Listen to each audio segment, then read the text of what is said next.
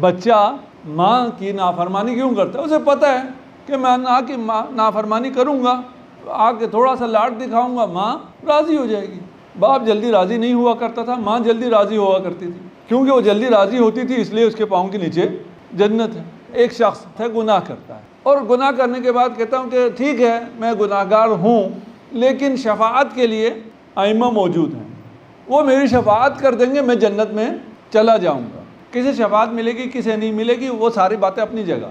ایک لمحے کے لیے اس بات کو رکھ لیتے ہیں، فرض یہ ہے، اس میں کوئی حرج تو نہیں ہے فرض کرنے میں، فرض یہ ہے کہ میں جتنے بھی گناہ کروں گا شفاعت ہو جائے گی، اس شفاعت کے نتیجے میں وہ سارے گناہ ختم ہو جائیں گے، میں جنت میں جوار معصومین پہنچ جاؤں گا۔ اگر ایسا ہو، اگر کے ساتھ کہہ رہا ہوں کہ میں گناہ کروں، وہ گناہ بھی سارے معاف ہو جانے ہوں، مجھے جنت بھی ملنی ہو، تو یہاں بھی تھوڑے سے مزے کر لیے، جنت میں بھی سارے مزے کر لیے، اس میں حرج کیا ہے؟ میں اس گناہ سے میں کیوں رکوں اگر یہ میں اپنی بات پہنچا سکا ہوں؟ اس فرض میں مجھے اس گناہ سے روکنے کے لیے جہنم کا خوف نہیں ہے کہ اگر میں یہ کروں گا تو میں جہنم میں جلوں گا، کیونکہ شفاعت درمیان میں آ گئی، اس کی وجہ سے جہنم کا خوف ختم ہو گیا۔ اب میں یہ معصیت کر سکتا ہوں اس فرض کی بنیاد۔